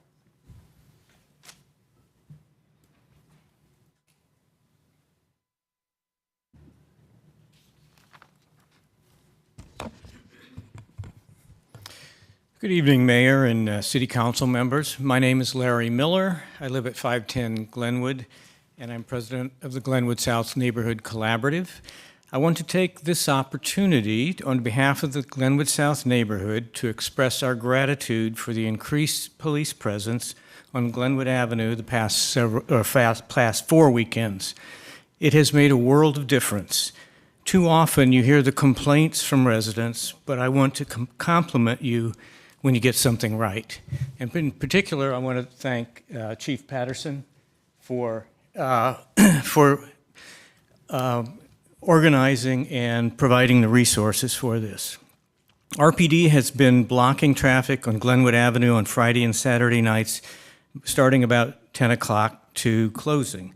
Traffic is still allowed on the streets crossing Glenwood Avenue. The presence of police vehicles with flashing lights and officers standing nearby has provided a sense of order to the street. Gone are the vehicles cruising up and down Glenwood Avenue, causing congestion, chaos, and noise. Also gone are the onlookers who were there not to patronize the entertainment establishments, but were only there for no good. It is now safer for pedestrians to move about. In addition, the party has not spilled out into the streets. Pedestrians are walking on the sidewalks and only using the streets on limited occasions. The streets are free for access to emergency vehicles when needed. The loud vehicles that used to cruise Glenwood Avenue do not appear to have moved to the parallel streets. There is no one to watch them on those streets, so they have generally gone away. We want to encourage the City Council members and the Raleigh Police Department to maintain this level of resource commitment to Glenwood South. It is only for a few hours on Friday and Saturday nights, but it has had a tremendous impact. The residents appreciate the street is quieter and it appears to be under control. Businesses appreciate it because their business has not fallen off. Guests who want to come to Glenwood South for entertainment are not deterred by the police presence. Indeed, they feel safer with this police presence. Thank you. Thank you very much. Next, Peter Friedrich. Thank you, sir.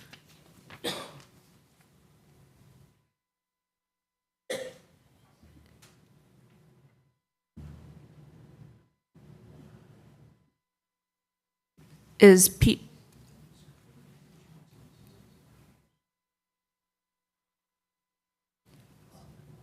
Michael? Okay. Is Peter Friedrich here? Okay. Mama Kai?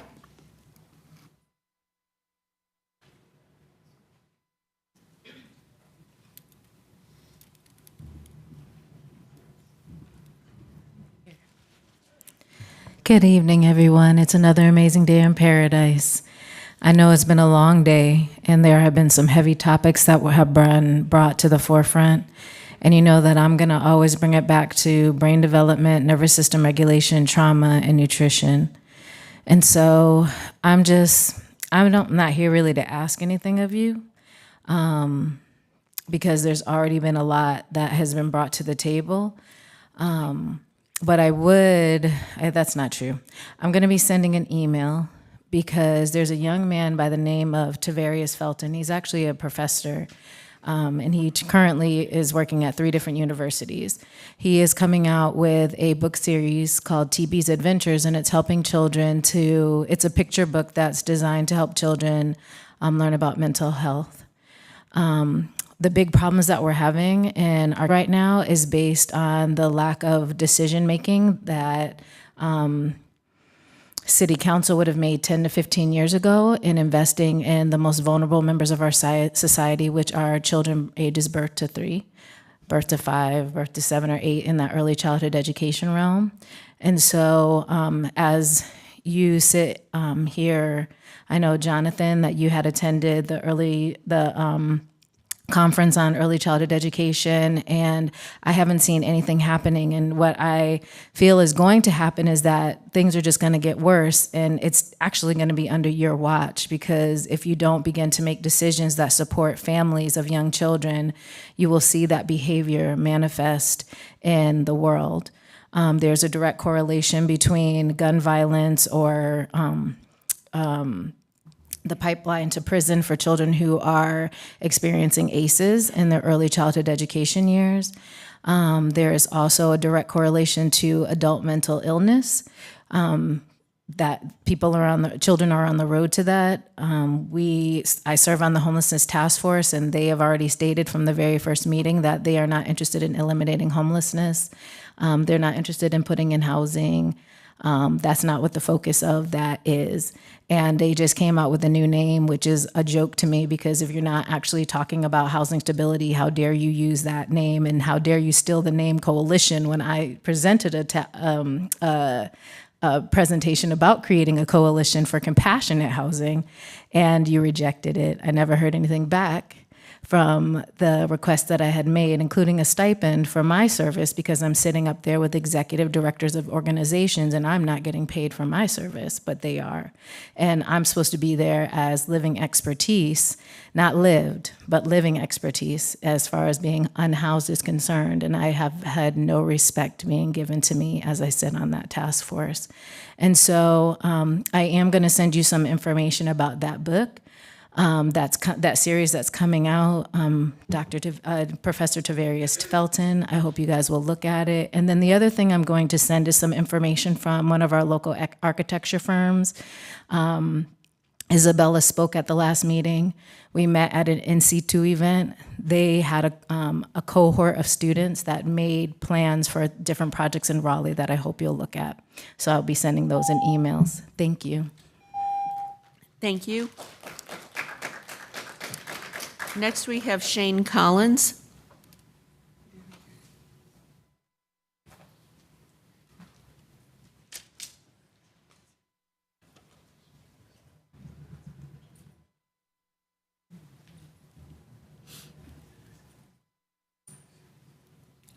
I just have one question, Shane. What's the song for tonight? I guess I'm going to find out, right? Sorry. Good evening, Council and Mayor. I'm Shane from North Hills. Today, I'm running out of songs. But I thought I'd tell you a story about a boy named Don from Forest, Mississippi. This boy was hard to understand as he liked to utter strange words that had no context with situations, and he was easily upset, but he always had his mother. Don was guaranteed housing with his caring mother, and Don also had support from his small town of 5,330. Don will be quick to tell you the precise number of residents in town, as he was a savant with numbers. He was different, and everyone in town knew him as he grew up, worked in the bank, and lived in Forest, Mississippi. Don was the first diagnosed case of what came to be known as autism. Don was not homeless, fortunately.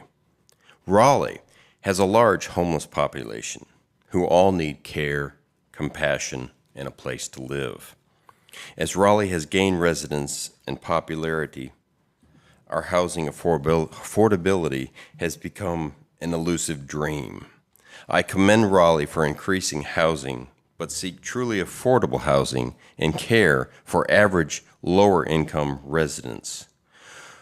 What programs do we have when homeowners are displaced with gentrification and pretty glass towers? Bus rapid transit on New Bern Avenue is great, but where are the current bus riders going to live when their homes and businesses along New Bern Avenue are raised for progress in tall buildings? Toulon Place is good, but rental units at 60% AMI is still unattainable. Grosvenor Gardens renovations place more updated rentals out of reach for the residents they were built for. So, in closing, I'd just like to ask that we not forget about Don and others like him that need care and a place to call home. Thank you. Thank you. Okay, I have 3 people left, all of whom have signed up to speak on paratransit. And I'm going to see if they're still here. Zelda Price, then Frank Ibel. I think he has left. And then Jenny Laughlin. Any of, David? Okay. So Zelda Price is not here either? Okay. Well, that was all we have for public comment this evening. We are going to adjourn the meeting. I want to thank everybody again for coming out and spending some time telling us what's on your mind. Thank you.